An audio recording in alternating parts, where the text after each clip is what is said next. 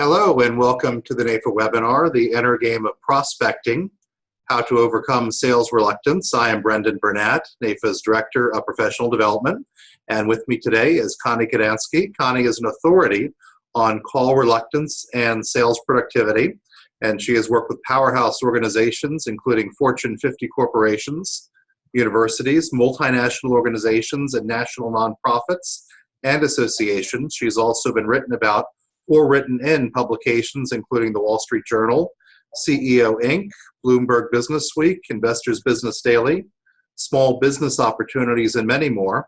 Sales call reluctance is an emotional hesitation to initiate contact with potential buyers. It is fear, which is a mental response to a perceived threat. But the good news is that it is a learned habit, so you can unlearn it. And today you will learn the 4 different body postures that will positively influence your lead generation. You'll learn about the emotions and feelings that stop most salespeople from being their best and what to do about it. You'll learn how to navigate your emotions involving prospecting, and you'll learn the internal language that can shift your focus and attention while prospecting and also on your prospecting efforts. Connie, thank you for joining us today. Thank you for inviting me. You are welcome. I understand we have a poll to launch, so we're going to do that right now.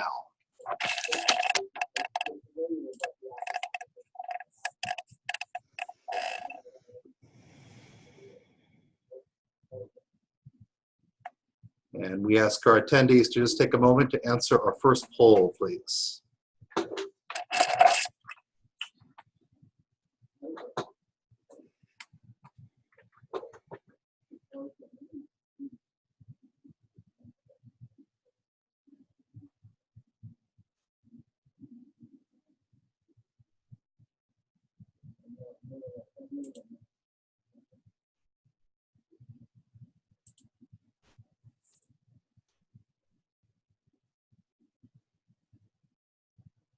And we'll take just a few more seconds for you to get your answers in, and then we will end the polling.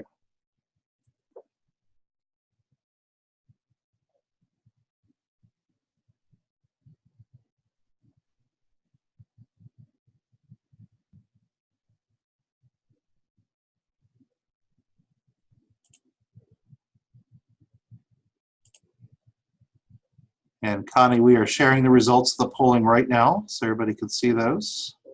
Yes, thank you. So it looks like we're at the right place at the right time. So thank you very much. So yes, uncomfortable, if I was easily trained and put my mind to it. So yeah, we're going to talk about putting your mind to it here. Yes, so thank you. So yes, I'm Connie Kadansky. I'm the sales call reluctance coach. I help salespeople get their ASK in gear.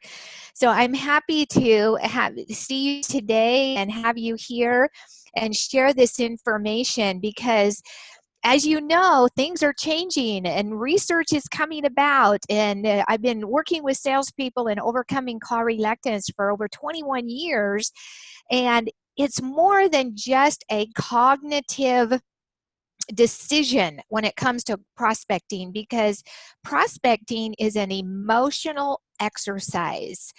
And so there is a lot of new research out there, and I'm going to share that with you today. And I hope it resonates with you and that you're able to take some things away today that can really give you more confidence when you are prospecting. So there are opportunities everywhere.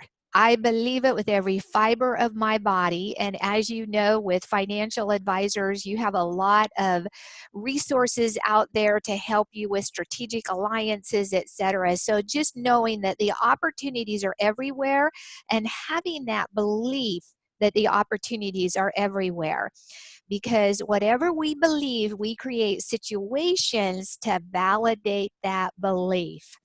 So the agenda today, to set the context, we're going to define what call reluctance is, find out how do you know if you're experiencing it, and then we're going to go into a subject that most people have not heard about, but how you stand is how you stand in the world.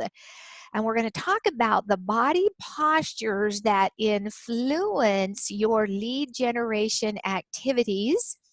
We're going to talk about emotions that control your prospecting. Emotions drive the prospecting, and the internal language that can shift your perspective. So, and then we already ran one poll. We're going to run one more. So thank you for participating in that. So let's talk about prospecting. So prospecting is proactively initiating contact with potential buyers. And so many people think that I just say, hey, pick up the phone and make a cold call. Well, there are some salespeople that are very successful at that. Some advisors.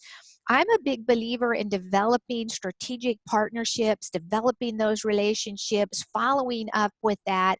So prospecting, there's uncertainty when we prospect.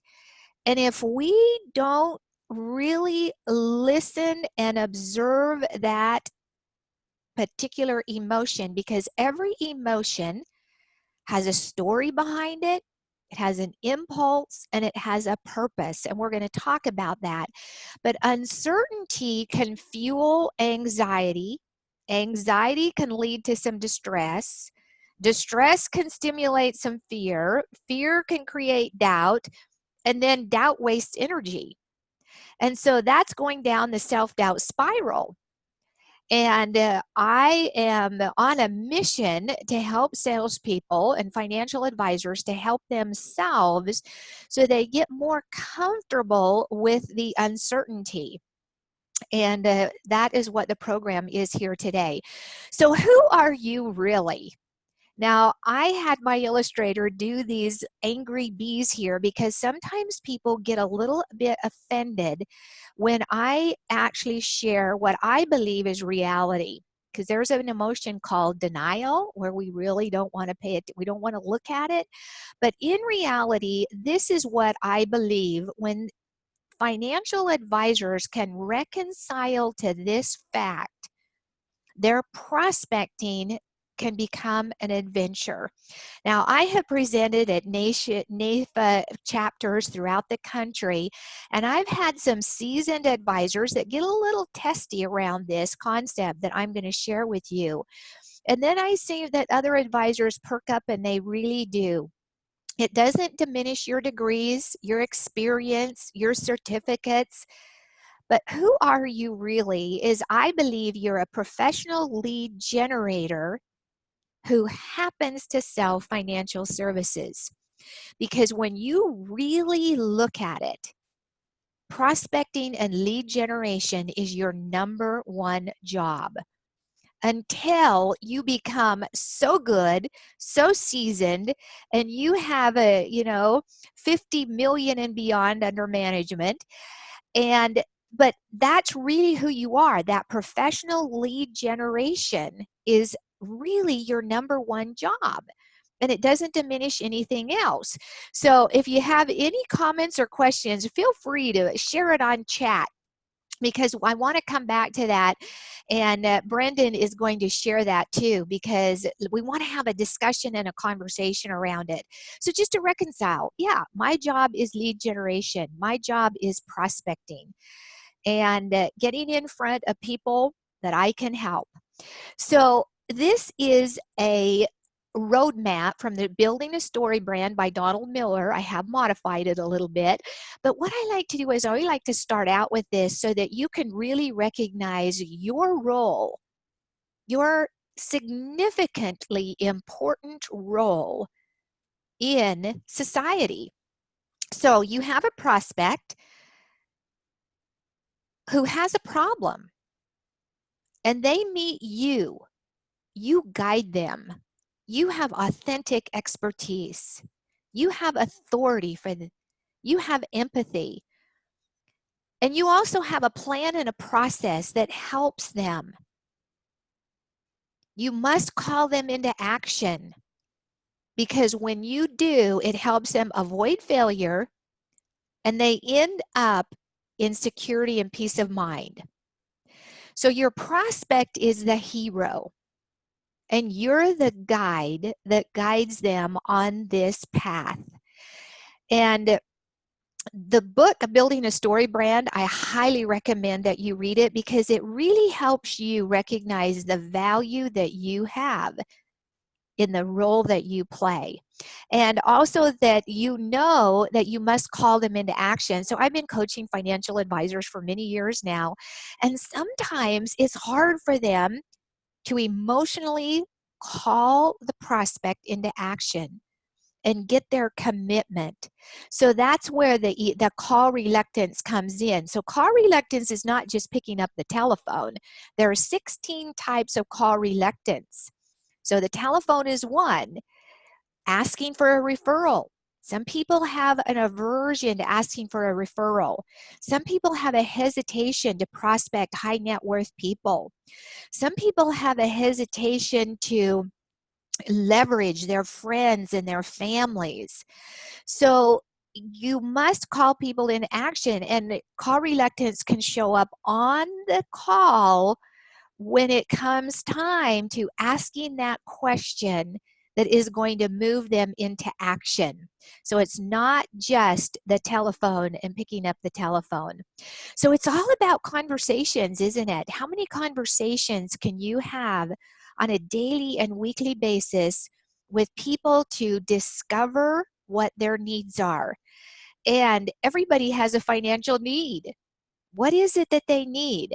You know, it's so fascinating. I was talking to a very seasoned advisor recently, and I asked him, I said, Barry, what do you think is different now than when you started in the business years ago? And he said, you know, with advisors now, I think the market has shifted. And if I were to advise a young advisor, I would not tell them to just get started with a client and don't expect to go in and get all their money and a complete portfolio before you have earned it. He said it used to be that they would open up, but he said now they'll give you a little bit of a time, a little bit at a time. So it's a different shift in what he has seen in the marketplace. And so when you really look at conversations too, conversations usually are somebody trying to prove what they know. And I highly encourage you to follow your process, discover their need, intentionally listen to what they're telling you before you jump on the bandwagon to prove what you know. Prospects need you to listen to what they want internally, their emotionally, what they want logically, their external need, what they want philosophically. And so just really know you have to be having conversations, but in those conversations, you're discovering the needs of your prospect. So call reluctance is, again, that emotional threat to proactively prospect and self-promote. It is a self-protective barrier. It is fear. And fear, the definition, is a mental response to a perceived threat. So in some way, you're feeling this is a threat to your self-image, a threat to you in some way. So you all get all boxed in, and you're boxing yourself in, and you're shutting down your visibility because you need to manage your visibility in your marketplace. And you need to have that attitude in your marketplace with your expertise and your background. If not me, who? If not me, who is going to serve these people? And that you integrate that kind of confidence. But when you're experiencing call reluctance, you're trying to protect yourself from something, right? So call reluctance issues rarely resolve over time. They're emotional, and so many people ignore the emotions. I am a big believer in you becoming emotionally illiterate, because emotions control everything. Emotions are controlling your buyer. They buy emotionally and justify logically. So just don't ignore it. Don't put it away. Don't deny that you have it. And just jump in there and resolve that you are going to overcome this hesitation to stand out, promote yourself confidently and comfortably. So hiding and denying and suppressing the fear is something that I have seen over the years. And here's what happens. You end up on the psychologist's couch. And then what I find out, the psychologist prescribes some kind of antidepressant, and then that really messes people up. And it's okay if you're going to a psychologist, and I don't want to say anything but I am telling you, there's a way, if you're experiencing call reluctance, that you can get on the other side of it. I've witnessed for 21 years. So how do you know if you're experiencing call reluctance? Number one, how many appointments do you have this week with new prospects? That's where you tell first in your calendar. And the second way you know if you're experiencing call reluctance is how much money is in your bank account, because it costs big bucks. How much money is in your investment portfolio? So there are emotions that play a big part in business building activities. So remember, every emotion has a purpose. And there's a story behind it. We make up stories, and there's also an impulse. So I'm just going to cover a few of these here today. So acceptance. So I have another financial services firm that has asked me to do a webinar on how to handle these uncertain times. I mean, they're volatile, and we read about this every day. What's going on in the market, right? Is a recession coming? Yes, it is. No, it isn't. This indicator or that indicator. So this is the most least understood emotion out there. And this emotion can help you so much. So with acceptance is you don't have to like it. You don't have to agree with it, but you're going to agree with the reality. You're going to agree with the reality because you cannot skip this step. So let's just say that you had somebody that was very interested in your services. They expressed interest, they agreed to the next step, and then they started ducking and dodging you and not communicating with you and all this stuff that we've all experienced. Any salesperson has experienced that if we're out there. And so there comes where you just accept what is, right? It is what it is. You don't like it. You don't agree with it, but you're going to accept that you've lost contact with that individual. You're not going to make up a story as to why. You're not going to blame them. You're not going to let yourself fall into doubt that you made a mistake. You're going to monitor your story because it's the story that makes us most miserable. So when you can accept it and you say, you know what, I accept.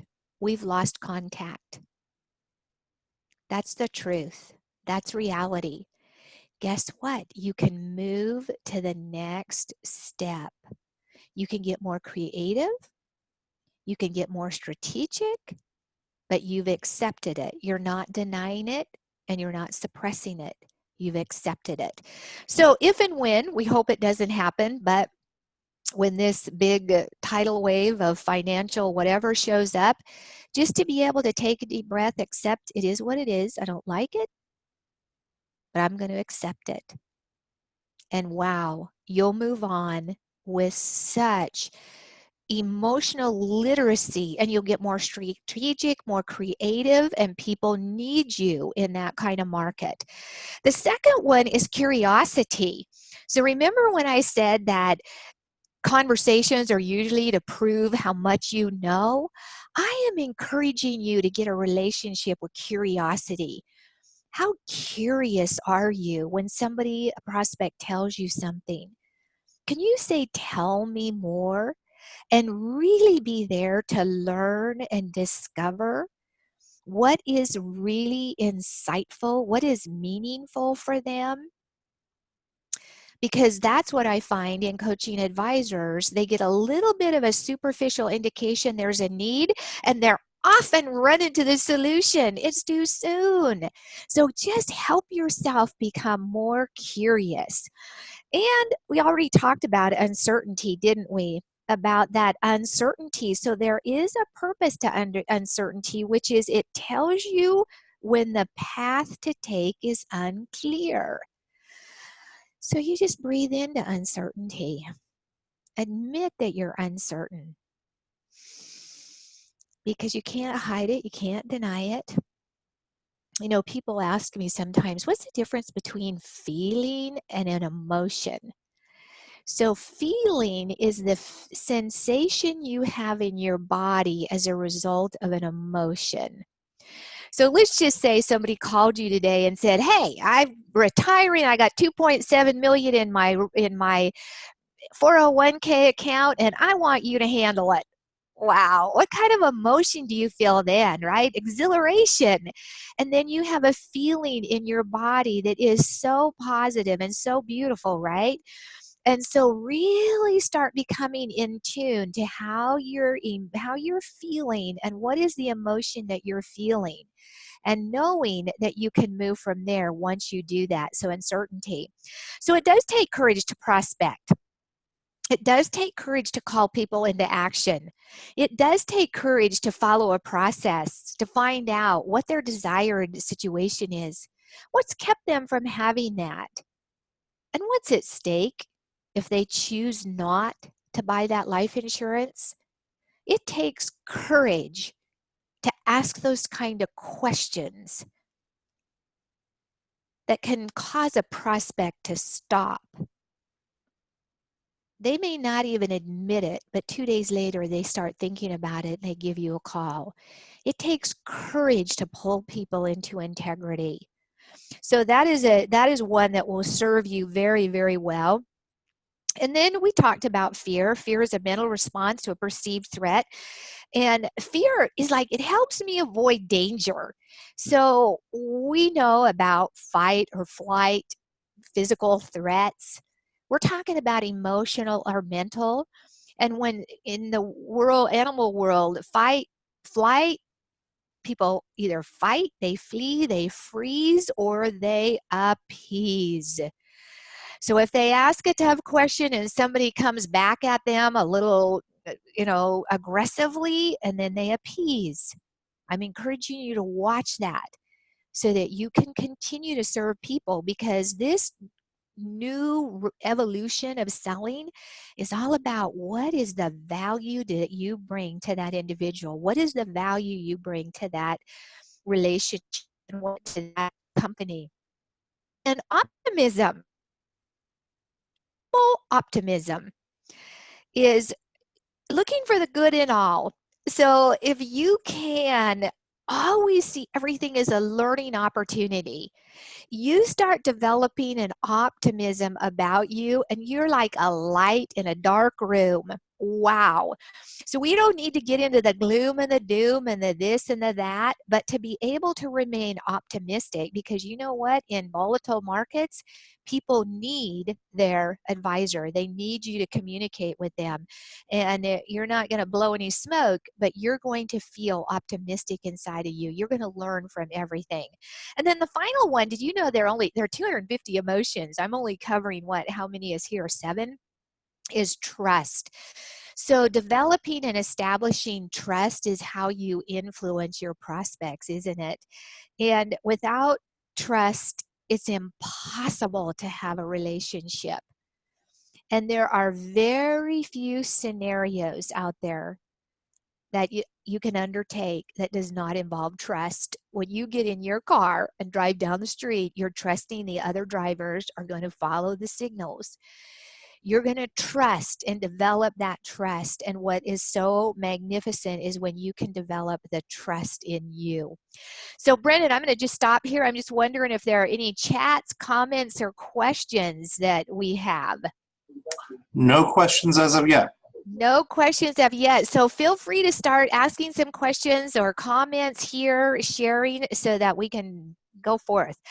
Okay, so this is where call reluctance in the past, where managers would just say, oh, just get over it, pick up the phone, or just get out there and do it. Just the more you do it, the better you'll feel, right? And that doesn't really cut it sometimes. And so with the two behavioral scientists I work with that own the trademark Sales Call Reluctance, they've written the world bestseller. They're writing another one. Their last edition was 2007. They're writing another one with all the new research. Was it, is really thought realignment. Realign your mental capacity around the prospecting. So there is wisdom in that, but I'm going to take it further for you.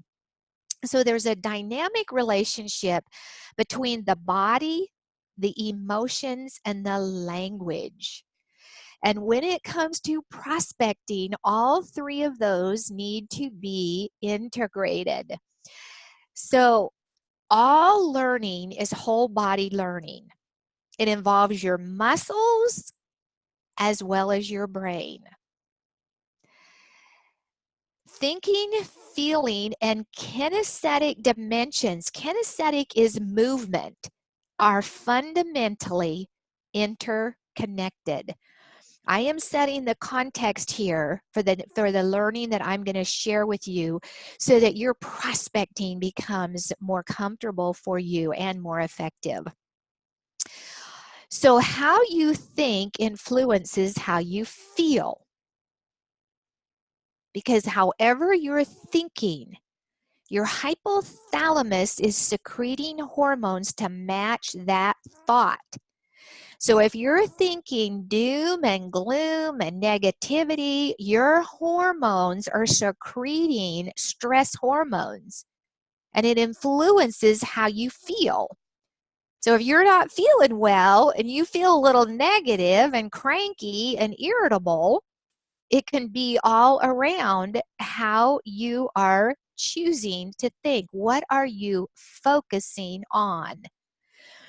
Your moods and beliefs influence your health, your physical and financial health. So emotions are so vital to pay attention to, because what your emotions change into a mood. The mood changes to a temperament. The temperament turns into your personality. Your personality turns into reality. So that is why I encourage you to be very cognizant of how you are feeling, because we know people who are so cranky and so negative. It's turned into their temperament. We need bright lights. We need solutions to our problems, because it totally influences your physical and your financial well-being. Your posture influences your outlook. Have you ever thought about that before? How you stand is how you stand in the world. So let's talk about habits, because call reluctance is a habit. It's a learned behavior, and you can unlearn it. So I'm going to set the context here for some habits. So habits are developed through repetition. That's why I encourage you, if you're planning to prospect and all of a sudden you're looking at the news and looking at the stock market and seeing who won the game yesterday, that repetition is going to turn into a habit where you're distracting yourself from your lead generation activity that is so vital for you and your prospects and potential and new clients, right? So be careful when you're avoiding your prospecting and you're backing off. You're developing the habit of hesitation.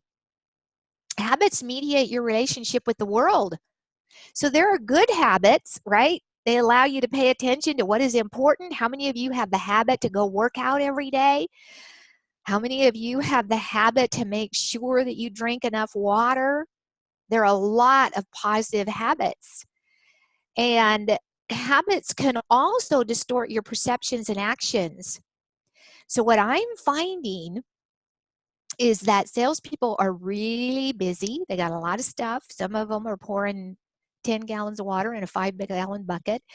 And they are experiencing a neurological phenomenon. It is called ADT, attention deficit trait, that is environmental, where they're not focused and they're allowing themselves to get distracted consistently. It is tragic, and I'm seeing more and more of it. The brain cannot focus. So you have to be really careful at what you are allowing yourself to pay attention to. So habits hold on very tightly. Letting go of them takes some effort. And this is true for everybody. I haven't perfected this, but boy, oh howdy, there is an article on why overloaded circuits, why smart people underperform. And if you want that link, just check it out. Overloaded circuits, why smart people underperform. If you feel that you have a focus issue, it will help you follow that, because it's talking about this very same thing. Okay, so now I'm going to share with you, it's so exciting, about, Brendan, do we have any questions before I move on? We actually do. We have a question regarding the replay of this, and the answer is that this is being recorded, and so if you want to view this later on, you'll be able to do so. Okay, good. Okay, so I always like to know, is this making sense? I mean, can somebody go, yeah, this is making a lot of sense? So I'm going to share with you 4 different body postures. Now, where this comes from is Dr. Stuart Heller. He is a psychologist who was hired by NASA to develop a leadership program for the leaders at NASA, the space agency. And what he found is, he observed them, is that they were just running from meeting to meeting to meeting, carrying that last meeting, whatever happened, into the next. And he said what he observed is that the best leaders are versatile. They can show up however they're supposed to show up. If they're supposed to show up as a listener, they show up as a listener. If they're supposed to show up courageous, they show up courageous.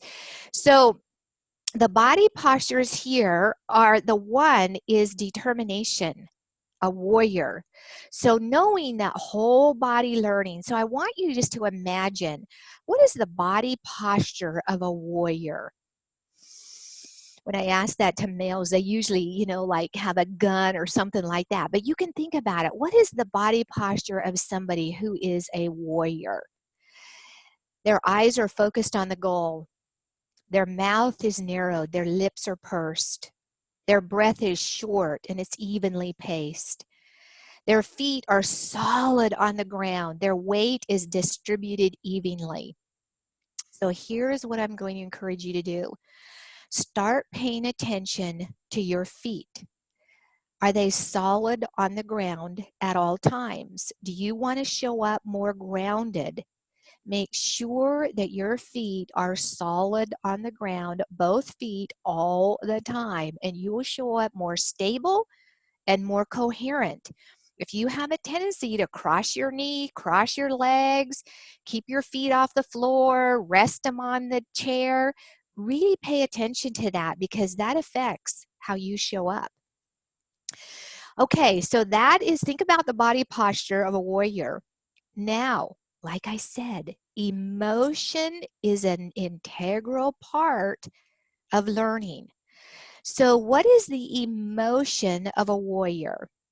And I believe it's commitment. Think about it.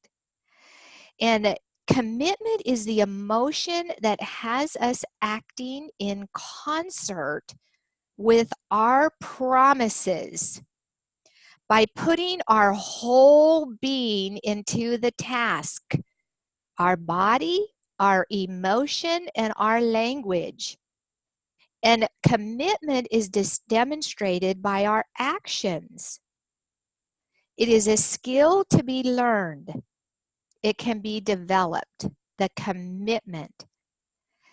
Now, the language that goes with this is it's not about me. So when you're prospecting, can you take on that language and that belief? It's not about you. Just say, it's not about me. Think about a cardiovascular surgeon today that's doing a surgery. They're not thinking about themselves. They're thinking about the patient. What's best for the patient? And so it's the same thing for advisors. I've had so many people get tremendous relief when they take on this in their proactive prospecting. It's not about me. It takes the pressure off. And you've got to believe it. You really do. It's hard for you not to calculate when somebody is going to bring in $1 million to your practice and you go, how much is that, right? But I encourage you that it's not about you, because you know what? Your prospects feel it. They feel it when you bring that to the table. So, anybody have any comments or questions around this before I go forward? Any comments or questions at all? Does it make sense? Brandon, how's this landing with you? Outstanding. I actually am reminded of a number of concepts, including the Stockdale paradox, which is confront the brutal truth, but keep unflagging optimism. And a lot of what you're saying reminds me of that. You must have that positive outlook at all times. Yes. Yes. Thank you. So it's not about me. And now this is the yoga pose. I'm not necessarily a yoga person, but this is the yoga pose of the warrior. Now you get your own pose of what is the warrior. And I encourage you to just, when you're by yourself, stand up, practice it in front of a mirror. What does it look like? Because that's going to help you when you're prospecting. And I always encourage people, stand up when you're prospecting. I work with a company that works with real estate agents, and nobody can sit down when they're prospecting. They must all be standing up. When they're prospecting, it brings a completely different persona. Okay, so the next body posture of 4 is called the lover. Now, it's the not seductive lover, the non-seductive lover. But this works when you are in front of a prospect. So take a deep breath here, because everybody has a different concept of what love is. I believe love is wanting the best for somebody else. I want the best for those little kids that stand out next to my house when they're getting on the school bus every morning. Does that mean I love them? Yes, I want the best for them. So, soft eyes connected to the other person. When you're on that sales call, soften up, connect with that other person. Have a gentle smile, your lips are parted slightly. You're going to enroll them into conversation without manipulation. So you want the best for them. So that is the definition that I use for love. So think about somebody you really, really love. You want them to be protected. You want them to experience the best. So do you want that for your clients and your prospects when you sit in front of them? The language is, the internal language that you have is, I invite you, come with me. I invite you, come with me. So that's how I am coming to this program today and sharing this information, is I invite you to open up and come with me and experience something that you've never thought of before, that you can integrate on your next appointment. It makes a massive difference.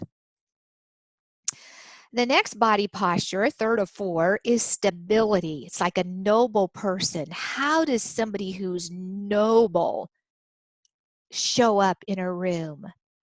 Who do you know that has a noble persona. So their eyes are slowly scanning the horizon. Their mouth is neutral. They're very grounded. Their breath is moderate. Their feet are flat on the floor.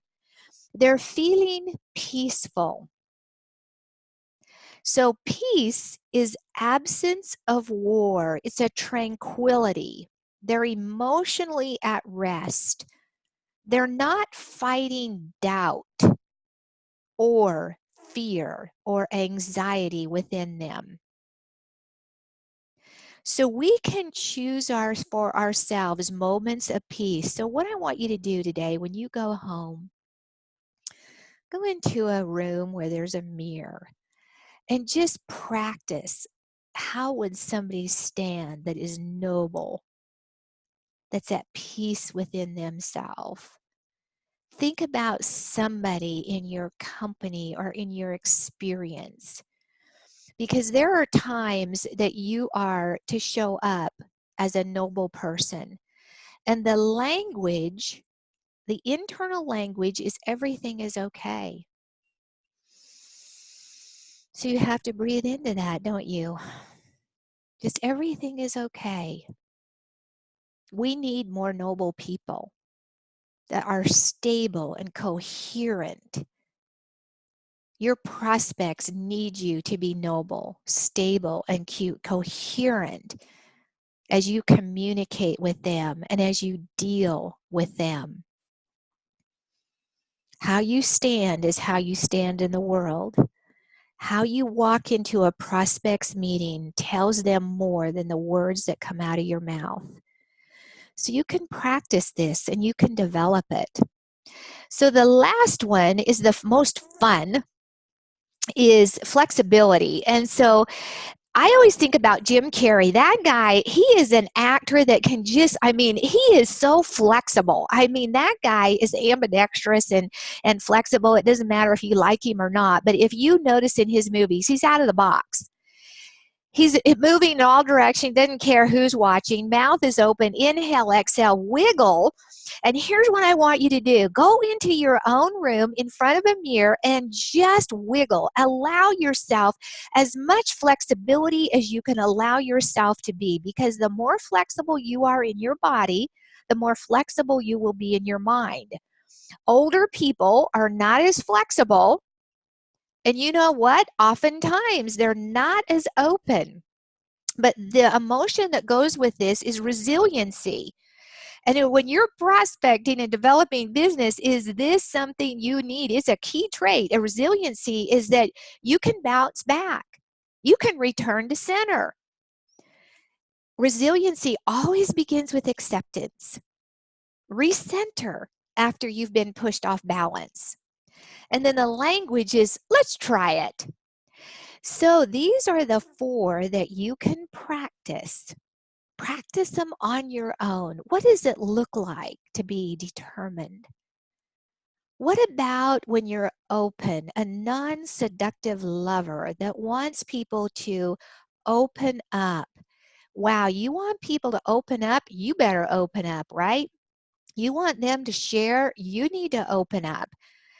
And the stability and then the flexibility. Learn to be flexible. When you have a stressful situation, before you go into it, go into a private area and just allow yourself, your body, to just get as flexible as you can get. You can't help but smile. Say to yourself, let's try it. You walk into that meeting, you will show up completely differently, because that happens from time to time. So when I shared with you that when we're in fear, we're being hijacked by our amygdala. And the amygdala fights, flees, freezes, or appeases, and the body secretes stress hormone. So for you to avoid that amygdala hijack is to become very in tune and not ignore your emotions. You don't want to stay here that much, because do you know a cortisol flush in your body stays for 26 hours? But when you're feeling optimistic, you're secreting completely different hormones. So when it comes to prospecting, it's all about execution. I'm a big believer in the book, The 12-Week Year. Many of you may be familiar with it. So you must have a vision. If you don't have a vision, there's no direction. You must plan for your prospecting. Actually plan. I think that most advisors, 20 prospects at a time is max. Sometimes it's just 10. But plan how you're going to go about it. Have a good process control in place. Make sure you're following up, keeping good notes. You can't measure what you don't manage. If you're not measuring, you're spinning your wheels. I believe most advisors can handle at least 10 appointments a week. Most advisors are having 3 to 4. And how are you allocating your time? So that time allocation is where bad habits come in, right? So the purpose of this slide is for you to see when you're not allocating your time, there's no control in your day. When you don't have process control, it's powerless. When you don't have planning, there's no focus. There's no proof that you intend to prospect. So that is about, to just get in cognitively, logically get into action. So there's a book, the Sales Call Reluctance book. Again, this is the 2007 edition. And I work with advisors by having them take an assessment. It takes them about 72 minutes to take it. There's 16 measurements, and then we have a review, and I really help you deal with what we've talked about today. And then I also facilitate 12-week mastermind groups once a week, roadmap to revenue, and getting the accountability goes on. So here are the resources that I mentioned today. This book, Retooling on the Run by Stuart Heller. Wowzer. He goes into it, gives you a lot of good exercises because of the whole body learning. You cannot ignore what's going on in your body. You're feeling your emotions in your body, whether you believe it or not.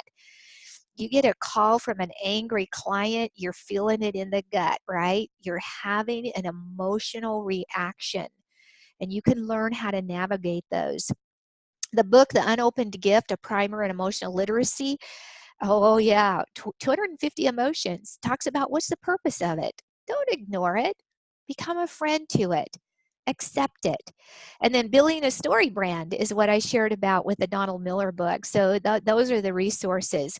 So that's where we are. And any questions or comments at all? Connie, I have a question. So if I was calling prospects and I knew that every single one of these prospects was going to say to me, you know what? I'm so glad you called me. I am woefully underinsured. I have $500,000 under the mattress that needs to be invested and managed. Can you please help me? There would be no call reluctance, right? Right. That's a good one. The fear is of rejection, is it not? And where does that fear of rejection come from, and how do you deal with it in your experience? Yes, thank you for that. So fear of rejection is a label. There's something that is underneath that fear of rejection. And so with the fear of rejection it's a story you're making up. When you choose to feel that you're rejected, it's totally a choice. It's a story you're making up that they rejected you when they said no, when in reality, most of the time, it is truly just a timing issue. And so you've got to just really discipline yourself and say to yourself, the story I'm making up is that they rejected me. I'm making up the story. I am totally making up that story. But it's usually a timing issue. And then also, I do a really good program on pattern interrupts, so that even when somebody goes, we already have an advisor, right? How do you interrupt that pattern? Because it's just a knee-jerk reaction to say, we already have an advisor. It's like, I understand, and be able to have a question that follows that. So sometimes just having that in place helps too. But just know nobody can reject you unless you are choosing to believe that it's a rejection. Does that make sense? Absolutely. We have some other questions. Now, we've gone from email, fax, to Facebook, Twitter, and now we've got LinkedIn. But what about phone calls? Are they still relevant? Does it still work to make old-fashioned phone calls with a telephone? Yes. Yes, yes, yes, yes, yes, yes, yes. It does. It does. And everybody goes, well, nobody answers their phone anymore. I just get voicemail. Well, get good at fall in love with voicemail. Leave a good voicemail. Have a call to action. Ask them to call you back. I mean, it just, and then if you can send an email after that, I mean, the things are changing, but I can promise you that picking up the phone is a marketing touch, and you can get some traction there because it's easier to say no via email or ignoring you. A phone call does work if you have the right scripting. I know a lot of advisors have 19th, 20th century scripts. You need a different script. You need to really research that and work on your scripting. I had a new advisor call me the other day, and she said that they were teaching them to just call up and say, hey, will you do me a favor? I'm going like, who has time to do that? I don't care. I mean, maybe it's your mother, but the process, that is so old school. So really, really look at making sure you're using good scripting. And I know that you mentioned earlier there's actually 16 types of call reluctance. Which is the most prevalent in our industry, in the financial services industry? The most prevalent is role rejection. Role rejection, call reluctance, not being comfortable in the role of selling. You're a professional lead generator that happens to sell financial services. So just really rejecting the fact that you're in sales, and sales, all it is solving people's problems for a profit. That's it. And where we find in your industry is that sales trainers and sales managers are actually contaminating their team by saying negative things about salespeople.